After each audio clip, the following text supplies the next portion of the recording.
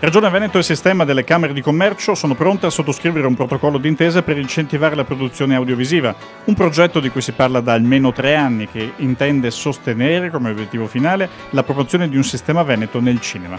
Cosa vuol dire? Significa un accordo molto importante che attendevamo da anni. Già l'anno scorso l'abbiamo annunciato e la Regione Veneto con uno sforzo importante l'ha raggiunto con una delibera di alcuni mesi fa e con un importo anche rilevante, risorse rilevanti messe a disposizione. Sappiamo che ogni euro speso nel mondo del cinema ha un ritorno pari a 30-50 volte quanto si spende. Un'iniziativa dell'anno scorso che ha speso 100.000 euro in Veneto ha mostrato realmente rendicontato un ritorno di investimento delle imprese venete per conto di questa iniziativa di 2,5 milioni di euro, cioè 25 volte.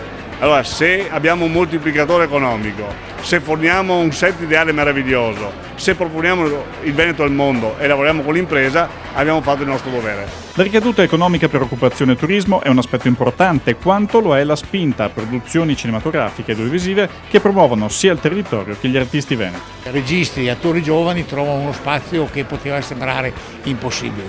È la strada giusta.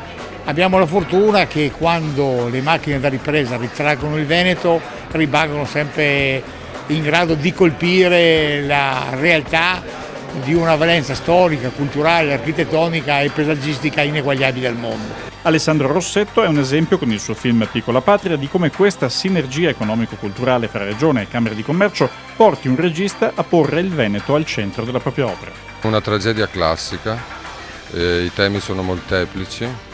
È un film dove c'è una scommessa formale importante, direi, perché è girato fra documentario e finzione, però è un film pensato per le sale, per il grande pubblico, con temi importanti quali il rapporto fra le generazioni, il rapporto con il territorio, il lavoro, però c'è anche una storia d'amore. Insomma, è un film piuttosto complesso. Si producono film e documentari, ma se ne fanno comunque meno di quelli che si potrebbe, ed anche questo è un aspetto da migliorare.